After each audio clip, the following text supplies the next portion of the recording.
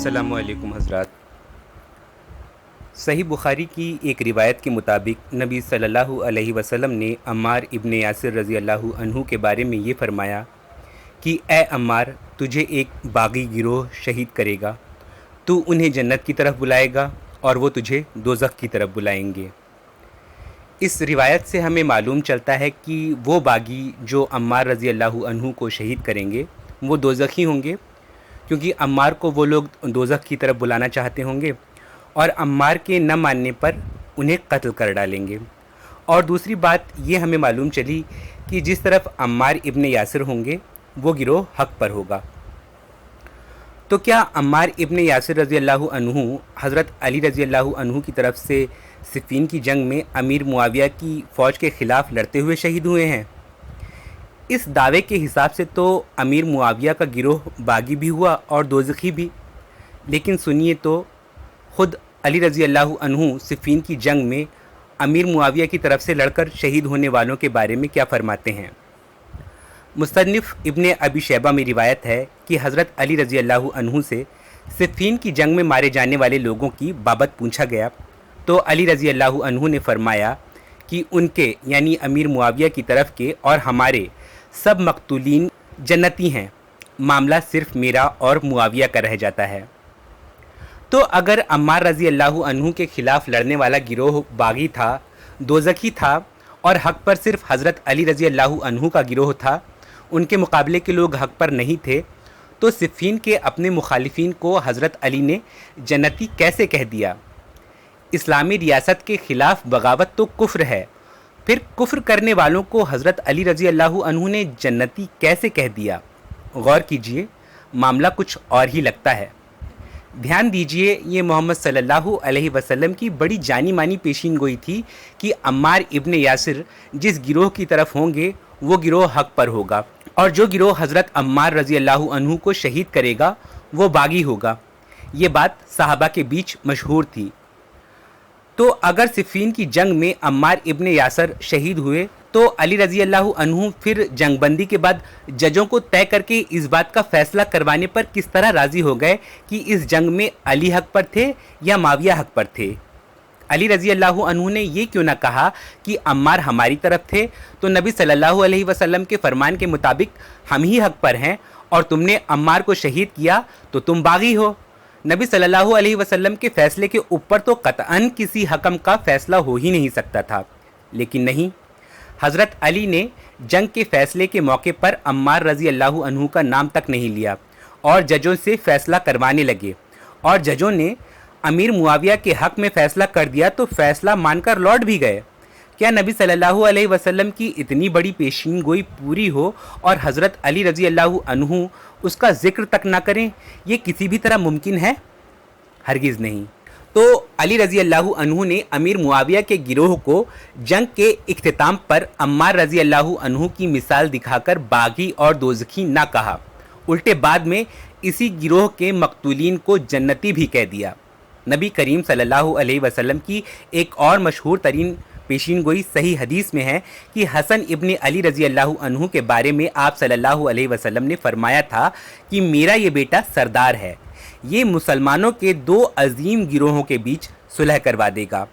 مسلمانوں کے عظیم گروہ میں سے ایک امیر معاویہ کا گروہ تھا اور دوسرا گروہ خود حضرت حسن کا تھا، یعنی آپ صلی اللہ علیہ وسلم کی پیشین گوئی میں بھی امیر معاویہ کے گروہ کو مسلمانوں کا گروہ کہا گیا ہے، باغیوں کا نہیں۔ صحیح بات یہ ہے کہ صفین کی جنگ میں امیر معاویہ کا موقف لوگوں کو دوزخ کی طرف بلانے والا ہرگز نہیں تھا۔ ایسا معلوم ہوتا ہے کہ حضرت عمار کی شہادت صفین کے دوران ہونے کی بات لوگوں میں کسی غلطی کے سبب مشہور ہو گئی ہے، اور عمار ابن یاسر صفین کی جنگ میں نہیں بلکہ اس کے بعد ہی شہید ہوئے ہیں، کیونکہ اگر عمار رضی اللہ عنہ صفین کی جنگ میں امیر معاویہ کے گروہ کے ہاتھوں شہید ہوئے ہوتے تو حضرت علی بنا کسی اور آربیٹریشن کے آپ صلی اللہ علیہ وسلم کی پیشین گوئی کی بنیاد پر خود کو حق پر ثابت کر دیتے۔ لیکن صفین کی جنگ میں عمار رضی اللہ عنہ کی شہادت کا ذکر نہ کر کے اور دوسروں کو حکم طے کر کے اور بعد میں अमीर मुआविया की तरफ के शहीदों को जन्नती बताने के हज़रत अली के इन फेल और कौल से इतना तय हो जाता है कि अम्मार रज़ी अल्लाह अन्हु सिफ़ीन की जंग में शहीद नहीं हुए हैं। और देखिए वो रिवायत जिसकी बुनियाद पर लोग समझते हैं कि अम्मार रज़ी अल्लाह अन्हु सिफ़ीन की जंग में शहीद हुए हैं। मुस्नद इमाम अहमद की इस रिवायत में ये नहीं लिखा कि जंग चल रही थी, कहीं नहीं लिखा, आप स्क्रीनशॉट करके देख सकते हैं, बल्कि लिखा यह है कि जब अम्र बिन आस रज़ी अल्लाह अन्हु को अम्मार इब्ने यासर रज़ी अल्लाह अन्हु के शहीद होने की खबर मिली तो वो घबराए हुए अमीर मुआविया के पास पहुँचे और ये खबर बताई कि नबी सल्लल्लाहु अलैहि वसल्लम ने फरमाया था कि अम्मार को बागी गिरोह शहीद करेगा और आज अम्मार शहीद हो गए हैं। इस पर अमीर मुआविया ने कहा कि अम्मार शहीद हो गए, पर ए अम्र आप इतने घबराए हुए क्यों हैं? अम्मार रज़ी अल्लाह अन्हु को हमने तो शहीद नहीं किया, उन्हें तो अली रज़ी अल्लाह अन्हु के साथ आए लोगों ने शहीद किया है और अली रज़ी अल्लाह अन्हु अम्मार रज़ी अल्लाह अन्हु को हमारी तलवारों के बीच भी ले आए थे। अब यहाँ अमीर मुआविया का जुमला तो है, लेकिन इसका तासुर इंसान अपनी तरफ से जोड़ लेता है कि अमीर मुआविया गोया ये कह रहे हैं कि उनकी फ़ौज ने अम्मार रज़ी अल्लाह अन्हु को शहीद किया और अमीर मुआविया ने ये कहकर पल्ला झाड़ लिया कि हज़रत अली उन्हें जंग में लाए ही क्यों, ना वो लाते और ना अम्मार रज़ी अल्लाह अन्हु मारे जाते। लेकिन थोड़ा ठहरिए, इन्हीं अल्फाज का तासुर कुछ और भी हो सकता है, आप आगे देखिएगा। हमें मालूम है कि सिफ़ीन की जंग बंद होने और फ़ैसला होने के बाद हज़रत अली रज़ी अल्लाह अन्हु के साथ आए कूफ़ी गिरोह में ही हज़रत अली के ख़िलाफ़ बगावत फूटने लगी थी कि हज़रत अली हकम के फ़ैसले पर राज़ी क्यों हुए। यानी इस गिरोह का तो मकसद ही था कि मुसलमानों के बीच किसी तरह भी खाना जंगी होती रहे। उन्होंने सोचा था कि जो भी फ़ैसला होगा अमीर मुआविया या अली रज़ी अल्लाह अन्हु में से एक फ़रीक उसको नहीं मानेगा और जंग चलती रहेगी। लेकिन इन कूफियों की उम्मीदों पर पानी फेरते हुए हज़रत अली रज़ी अल्लाह अन्हु ने बिल्कुल अपने ख़िलाफ़ हुए फ़ैसले को भी मान लिया था और वापस लौटने की तैयारी कर रहे थे। इसी बीच कूफियों का एक गिरोह इस फ़ैसले को मानने की वजह से हज़रत अली पर कुफ्र का फतवा लगाने लगा। जैसा कि डॉक्टर इसरार रहमतुल्लाह अलैह की तकरीर में भी आप बार बार सुन रहे हैं कि ये कूफ़ी बड़े कठोर और बड़े उजड़ किस्म के लोग थे और अपने को जो समझ में आ जाए उसके बाद बड़े से बड़े सहाबी तक का लिहाज ये लोग नहीं करते थे। मुमकिन है कि इसी मौके पर हज़रत अम्मार रज़ी अल्लाह अन्हु ने इन कूफियों को समझाने की कोशिश की हो कि हज़रत अली रज़ी अल्लाह अन्हु तुम्हारे अमीर हैं, उनकी इताअत करो, ना कि उन पर कुफ्र का फतवा लगाओ। और इस वक्त कूफ़ी कह रहे हो कि अम्मार भी हज़रत अली रज़ी अल्लाह अन्हु के ख़िलाफ़ बगावत में उन कूफियों का समर्थन करें। आप सल्लल्लाहु अलैहि वसल्लम की पेशिनगोई यही थी ना कि अम्मार उस बागी गिरोह को अल्लाह की इताअत की तरफ बुला रहे होंगे और उस बागी जमात के लोग अम्मार को दोज़ख की तरफ, और उस मौके पर वो उजड़ कूफ़ी बुज़ुर्ग सहाबी हज़रत अम्मार से लड़ने लगे हों। ऐसा बिल्कुल मुमकिन है। इस झगड़े में हज़रत अम्मार को शहीद करके ये कूफ़ी फ़रार हो गए हों, क्योंकि सहाबियों के कत्ल से इन्हें कोई लर्ज़ा तो पहले ही ना होता था।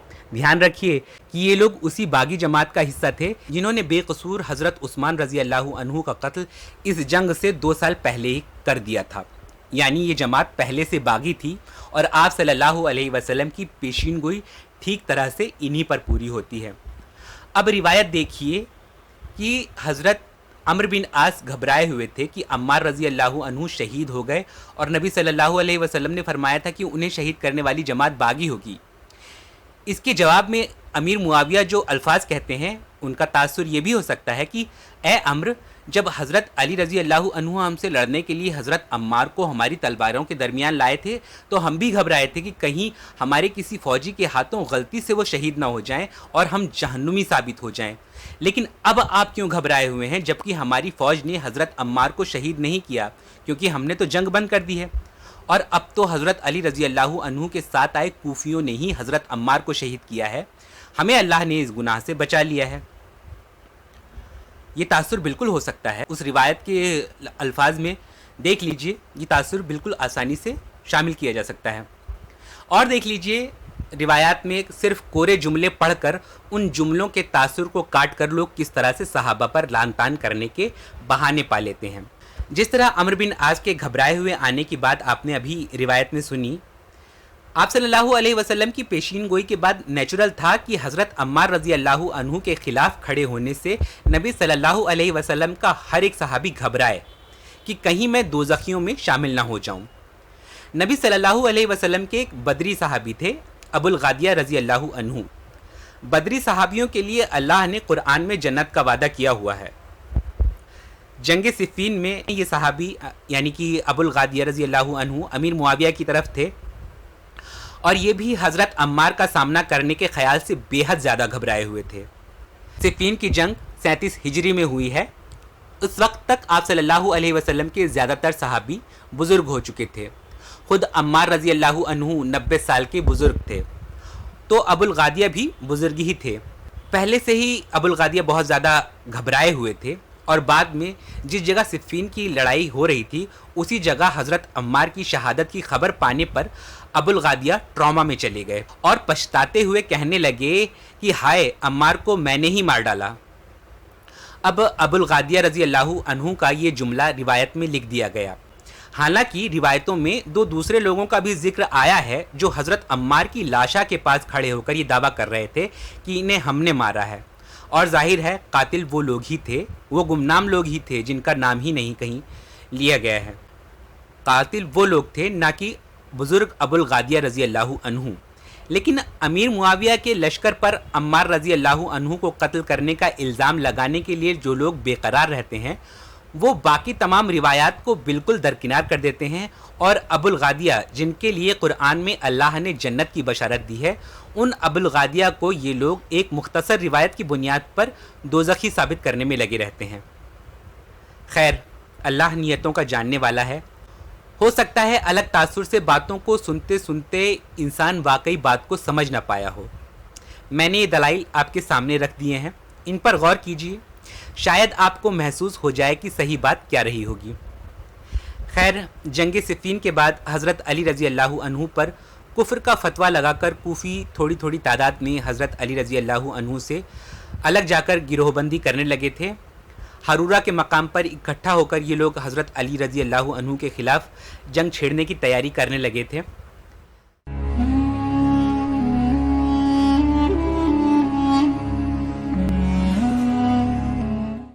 حضرت علی کو کافر قرار دیا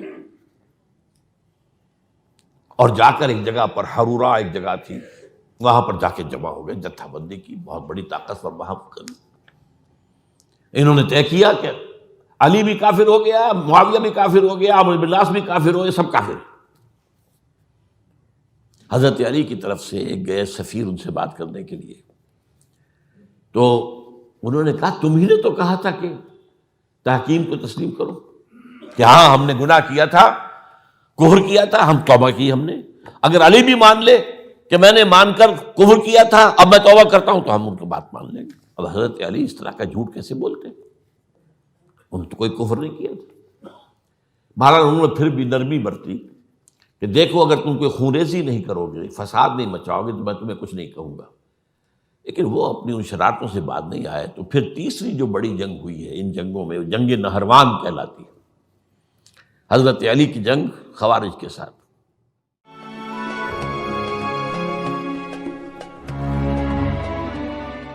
اگلے پارٹ میں ہم صفین کے بعد کے حالات اور جنگ نہروان اور اس کے بعد حضرت علی رضی اللہ عنہ کی شہادت تک کے حالات کے بارے میں جائزہ لیں گے۔ تب تک کے لیے اجازت دیجیے، شکریہ۔